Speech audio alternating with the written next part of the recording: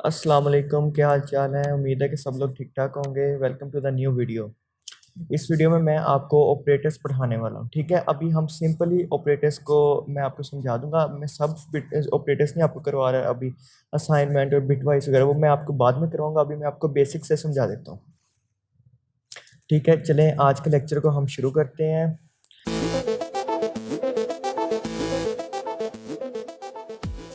अब पहले तो ऑपरेटर्स के ना, अभी मैंने यहाँ पे नहीं लिखा, वैसे मैं आपको बता देता हूँ। ऑपरेटर्स तीन टाइप्स के होते हैं। एक तो होता है यूनरी, एक होता है बाइनरी, एक होता है टेरिटरी। यूनरी में होता है कि आप सिंगल ऑपरेंड के ऊपर आप अप्लाई करते हैं ऑपरेटर को। ऑपरेंड वो होता है, फर्स्ट करें मैं इधर ना लिखता हूँ, इधर लिखते हैं ना ए प्लस बी। अब इसके अंदर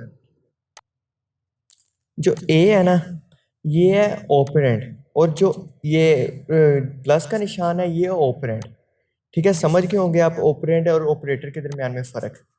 और चले अब आगे चलते हैं। अब सबसे पहले हम यूनरी समझ लेते हैं, यूनरी में कौन कौन सा ऑपरेटर होता है।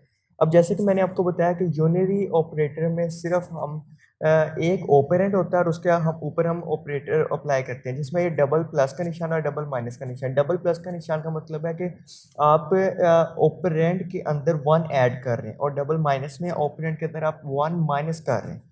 ठीक है, उम्मीद है इसकी आपको समझ आ गई होगी। अब हम बेसिक से आते हैं कि अरिथमेटिक ऑपरेटर्स क्या होते हैं। ये तो कॉमन है, आपको देखने से भी समझ आ गई होगी। ये सब इस वक्त ना जो मैंने यहाँ पे लिखे हैं ना, ये सब बेसिक से हैं। ठीक है, अब अरिथमेटिक की तो आपको समझ आ गई है कि ये होते हैं प्लस, माइनस, मल्टीप्लाई। ये मल्टीप्लाई का निशान है। ठीक है, इसे समझ ले, जब भी आपने मल्टीप्लाई का करना है ना तो आपने इसको यूज़ करना है। और ये है डिवाइड का निशान, और ये है परसेंटेज का, जिसमें हम रिमाइंडर लेते हैं। ठीक है, और अब आगे हम आते हैं रिलेशनल ऑपरेटर्स के ऊपर, जिसमें इक्वल टू के लिए हम बताते हैं कि फर्स्ट करो हमारे पास दो ऑपरेंड है, ए है और बी है, और हम बताना चाहते हैं कि ए और बी आपस में इक्वल है या नहीं है, तो हम इसमें ये वाला यूज़ करते हैं। ठीक है, इक्वल टू। अब ये वाला जो निशान है ना, इसे हम मैं आपको पहले बता देता हूँ, ये लॉजिकल में जो लिखा हुआ है। अब ये होता है नोट। अभी समझ ले, जब हम लॉजिकल में आएंगे ना, लॉजिकल में आएंगे तो मैं आपको इसकी एक्सप्लेनेशन भी दे दूंगा। ये नॉट इक्वल टू, फर्स्ट करें, ये A and B are not equal to, A is not equal to B. ठीक है, आगे समझ। अब ये इसका तो आपको समझ आ गई, less than, greater than, less than equal to, greater than equal to. ये हम ऑपरेटर्स यूज करते हैं जब हम अपना मतलब कि फर्स्ट जब भी कोई कोड बनाते हैं, जब हमने कोई वैल्यूज फाइंड करनी होती है, तब हम इन ऑपरेटर्स का यूज करते हैं। ठीक है, अब हम आते हैं लॉजिकल ऑपरेटर्स में। ये वाला जो सिंबल है ना, मतलब कि ये वाला जो ऑपरेटर, ये एंड ऑपरेटर। अब एंड आपके जहन में आएगा ये क्या है। अब फर्स्ट करें, आपने वो लॉजिक गेट्स पढ़े होंगे, एंड, और, नॉट, नॉर, जोर। अब इनमें से ये है एंड गेट। ठीक है, ये एंड गेट है, और ये है और गेट का सिंबल। ठीक है, और एंड गेट और और गेट को तो आप समझते ही हैं। एंड गेट ये है, इस सिंबल से होता है, और गेट इस सिंबल से होता है।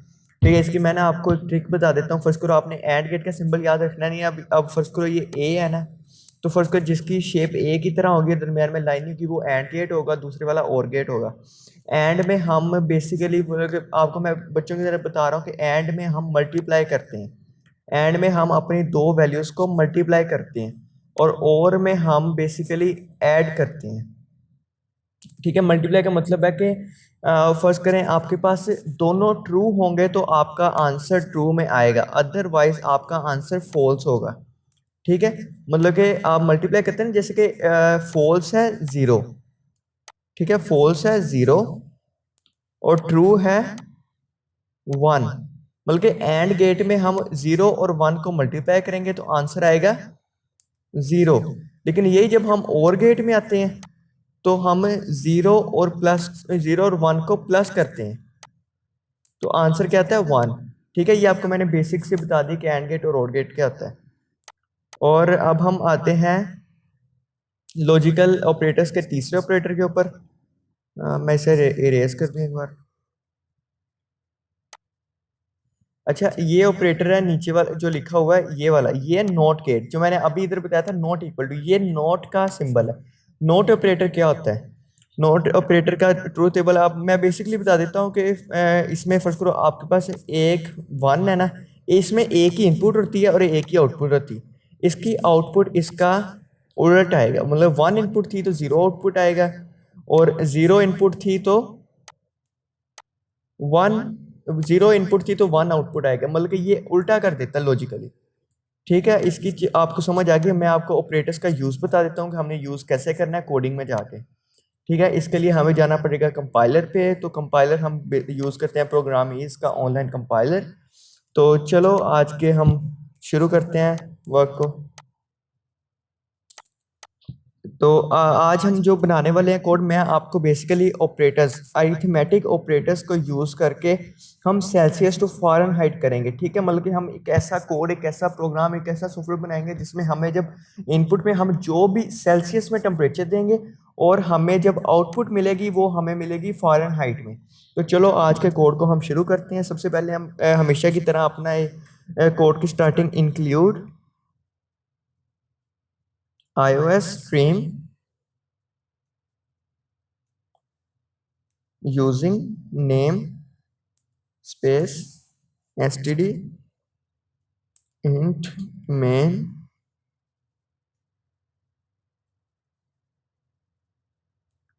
return 0। अब इधर से हम शुरू करते हैं। अब हमारे पास बेसिकली दो वेरिएबल्स हैं।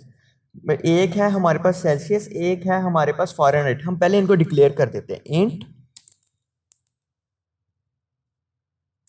सेल्सियस। ठीक है, दूसरा वेरिएबल है हमारे पास इंट फ़ारेनहाइट। हमने दो वेरिएबल्स को डिक्लेयर कर दिया। अब हमने बेसिकली क्या कहा था कि हम यूजर से सेल्सियस में टेम्परेचर लेंगे और उसे फ़ारेनहाइट में कन्वर्ट करेंगे। इसका मतलब हमें पहले यूजर से लेना पड़ेगा टेम्परेचर इन द सेल्सियस। उसके लिए हम क्या करते हैं, सी आउट।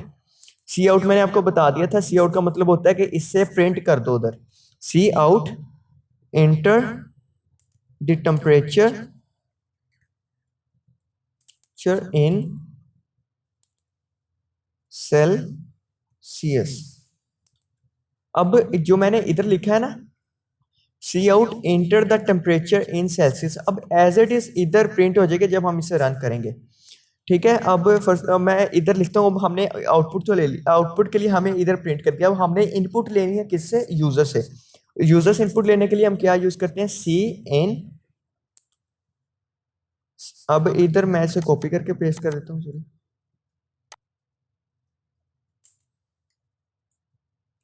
अब यूजर जो हमें वैल्यू देगा, जो टेम्परेचर देगा, वो सेल्सियस में सेव हो जाएगी जाके। ठीक है, वो अब सेल्सियस में सेव हो जाएगी। अब हमने बेसिकली लगाना है इधर फॉर्मूला। फॉर्मूला किस चीज़ का, फ़ारेनहाइट का। हमने एक फॉर्मूला इसको असाइन करना है कि जो जो हमने वैल्यू लेनी है ना, वो इसके इक्वल होगी। Fahrenheit equal to 9 into. अब मैंने इधर ये क्यों लगाया, ये जो सिंबल है ना, ये सिंबल है मल्टीप्लाई का। जैसे कि मैंने इधर आपको अरिथमेटिक्स में बता दिया था कि ये वाला सिंबल है मल्टीप्लाई का। अब हमने पहले तो लगा दिया मल्टीप्लाई बाय सेल्सियस। अब इस चीज़ ये है कि अब ना हमने इन दोनों को ब्रैकेट्स में स्टोर करना है। ब्रैकेट्स का जैसे कि आप लोगों को पता है कि जब हम इसको रन करेंगे तो जो कंपाइलर है ये पहले ब्रैकेट वाली वैल्यू को सॉल्व करेगा। अब ये ब्रैकेट वाली वैल्यू को सॉल्व करेगा, फिर हम इसमें ऐड करते हैं डिवाइड बाय 5, फिर ये 5 से डिवाइड करेगा। अब इतनी वैल्यू को ये करेगा। अब इसके बाद हम इसमें लगा देते हैं +32 और एंड पे सेमीकोलन। ये हमने फॉर्मूला असाइन कर दिया इसके ऊपर। अब हमारे प्रोग्राम ने इसको तो कर दिया, ठीक है। अब बना दिया हमारे सेल्सियस में टेम्परेचर को फ़ारेनहाइट में कन्वर्ट कर दिया। लेकिन प्रॉब्लम ये कि हमने अब इधर प्रिंट करवाना है आउटपुट स्क्रीन के ऊपर। तो हम इसके लिए क्या करेंगे, आउटपुट देने के लिए हम cout foreign temperature in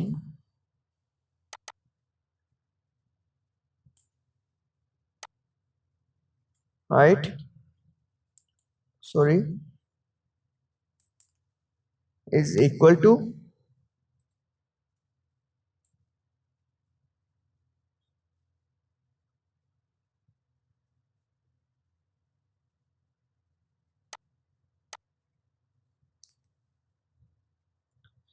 and L. ठीक है, अब हमने ये कर दिया। अब हमने इधर सीन नहीं लगाना। अब काफी लोग ये गलती कर जाते हैं, इधर सीन लगा देते हैं। सीन हमने तब लगाना जब हमने यूजर से इनपुट लेनी हो।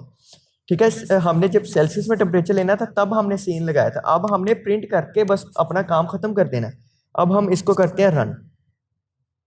अब इधर उन्होंने मुझे क्या कहा है, inter the temperature in Celsius. मैं इधर टेम्परेचर देता हूँ जी 50 टेम्परेचर दे दिया। वो हमें क्या कह रहा है, temperature in Fahrenheit is equal to 122।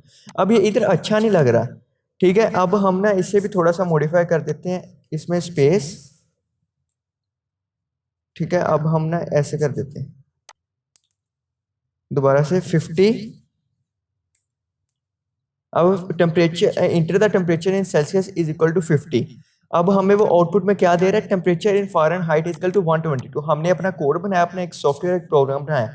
अब हम चेक करते हैं कि क्या वाकई 50 जो सेल्सियस में होता है ये फ़ारेनहाइट में करके 122 आता है। हम चलते हैं 50 Celsius to Fahrenheit, Celsius to Fahrenheit 122। इसका मतलब हमारा कोड बिल्कुल ठीक हो गया। ठीक हो गया। अब आपने वापस जाना है और आपने, आपके लिए ये कि आपने जो प्रैक्टिस करनी है ना इसकी, सॉरी, आपने जब इसकी प्रैक्टिस करनी है इस कोड को बनाने की, तो आप डिफरेंट कोड्स बनाएं। आप ऐसा करें कि आप यूज़र से लें, दो वैल्यूज़ लें, दोनों को ऐड करवाएं। ठीक है, ऐड करने के बाद उनको उनकी एवरेज लेके प्रिंट करवा दें। अब मैं आपको पहले बता देता हूँ आपने कैसे करना है। आपने दो वेरिएबल, जैसे इंट एक वेरिएबल असाइन करना है, दूसरा वेरिएबल असाइन करना है। इधर आपने cout enter the first value, फिर आपने लिखना है cout enter the second value. तो उनको सी इन ए सी इन बी दोनों में स्टोर कर देना है। फिर उसके बाद आपने तीसरा वेरिएबल असाइन करना है sum, sum is equal to a plus b. ठीक है, फिर उसके बाद आपने चौथा वेरिएबल असाइन करना है average, average is equal to sum by two. जितने भी वेरिएबल्स असाइन करेंगे divide by two. Sum average is equal to sum by two semicolon, वो लगा के आपने cout average is equal to, वो इधर प्रिंट हो जाएगा। ठीक है, वो आपने इधर प्रिंट कराना है। ये आपके लिए असाइनमेंट है। और ठीक है, अल्लाह हाफिज़, दुआओं में याद रखिएगा और आइंदा मेरी सीरीज़ को रेगुलर देखें, इंशाल्लाह आपके लिए हेल्पफुल होगी। और मेरे चैनल को सब्सक्राइब कर दें। अगर आपको वीडियो पसंद आई है तो वीडियो को लाइक कर दें, और अगर आपको कोई प्रॉब्लम है तो आप कमेंट कर सकते हैं, वरना मैं आपको इंस्टाग्राम का लिंक दे दिया, आप मेरे इंस्टाग्राम पे भी जाके उसे फॉलो ज़रूर कीजिएगा और मुझे मैसेज कर दीजिएगा इंस्टाग्राम के ऊपर। Thank you so much, good bye.